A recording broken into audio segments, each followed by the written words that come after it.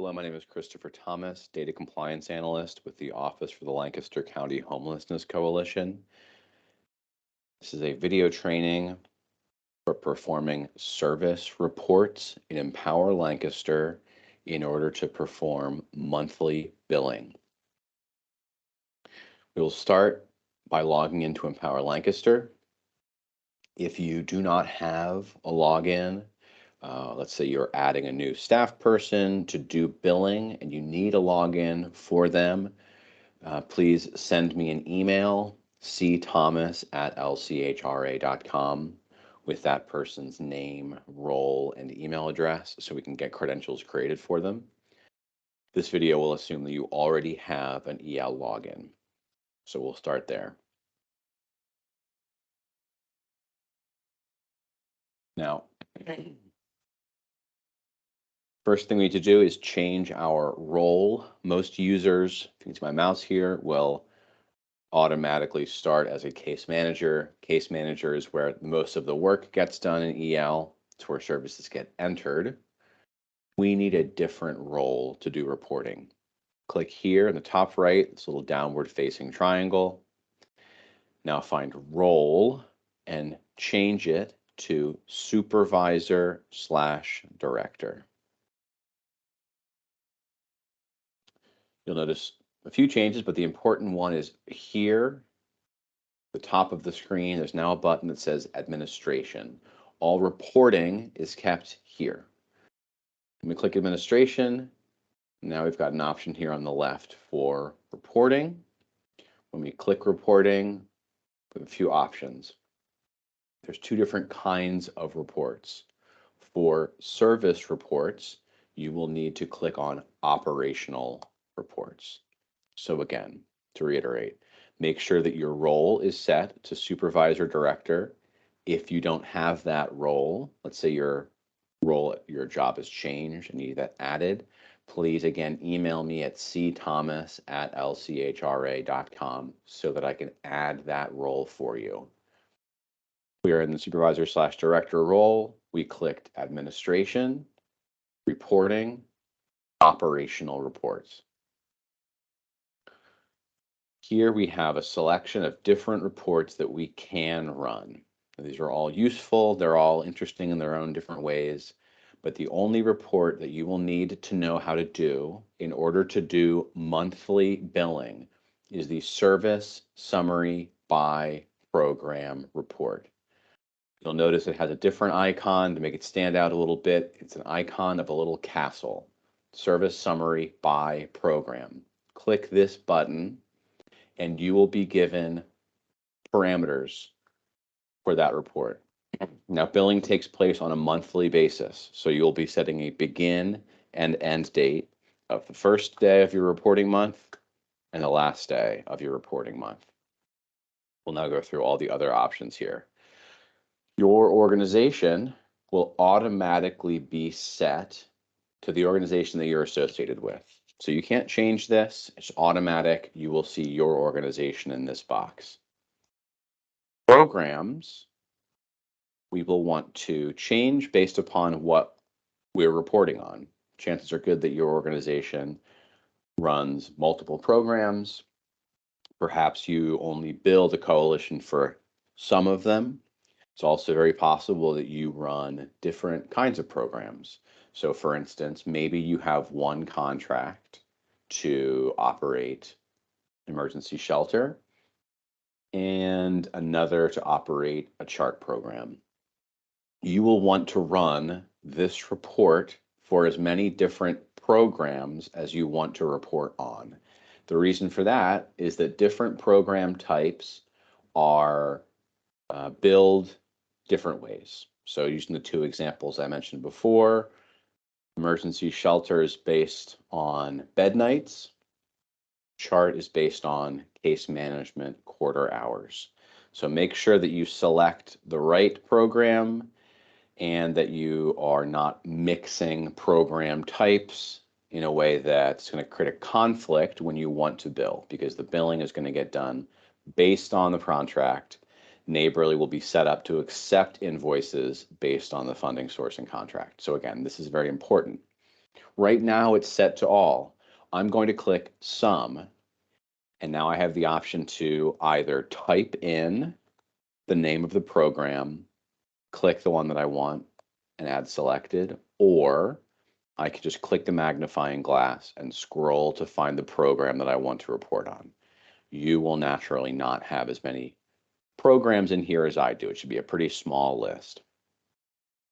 Now, if you've selected more than you like, or you're trying to rerun the report, in this box here, by clicking on the names of the programs, they will disappear. So this is where you can set which program you're going to report on. The rest of these can be kept at all services, all locations, all categories, all regions, and all unit types. All that remains for us to do now is to click on the report button down here at the bottom of the page.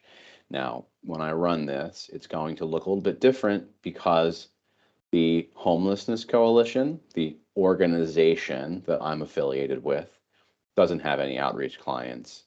It doesn't have any outreach services. That's why we're looking at a white page. If you see a white page, it means something's gone wrong. There's a few different possibilities. One would be that you've selected the wrong program. You have set a report filter, like the ones on this page, that are excluding the services that you want to report, or also possible that no services were entered in the report period that you specified. So to troubleshoot and figure out why you're looking at a blank screen, we're going to need to run down those different possibilities. This dark gray area up here is just telling you what parameters did you set for this report. This is a good place to start and see if maybe you've selected the wrong location, the wrong program, the wrong service, something that is narrowing this report down to not include what you want to report on. Now, more likely what you will see will be something like this. Again, the dark gray box tells us the parameters that we ran. And then down here, assuming that there's data to display, we will have a breakdown in these rows for each service entered, how many entries. So how many times was that service entered? How many units, the total, and then how many clients received the service, how many families, adults, children, seniors are all broken down here. You'll notice that these, see the number 46 here, the number 17, these are links. So if I want to know who were those 20 clients who had a bed night of shelter provided, let's say, for instance, my report is showing 439 units for 20 clients. I think it should be more like 1,000 for 40. If I click here, and I won't do this now because I don't want to show any client information, the window will change and you will get a row by row, basically a big table showing everything that went into calculating these numbers. That can be another way to do some troubleshooting, try to figure out what went wrong. Of course, if you find yourself in the situation I just described, let's say you've got half the number of services you would expect, or double, or none, you can always email me at cthomas@lchra.com with your question and a brief description of your problem, and I will do my best to help you troubleshoot. Now, the only thing that we need to do now is click the disk icon here. You see at the top of the screen, and download as a PDF. This file is what you will submit with your invoice. Now, some important background information. We talk about what services are we entering, how many of them were entered, what are we billing based on. Your contracts will have a number of appendices. In particular, you can check Appendix B. This is not any one organization's Appendix B. This is just a template version. Appendix B will tell you what service you are billing for, where that money is coming from, the amount of money on your contract for that service, and the rate of reimbursement.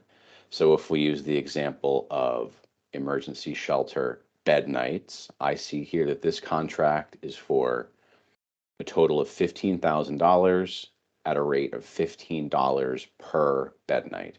When I am submitting an invoice, I will therefore use the services in the service report,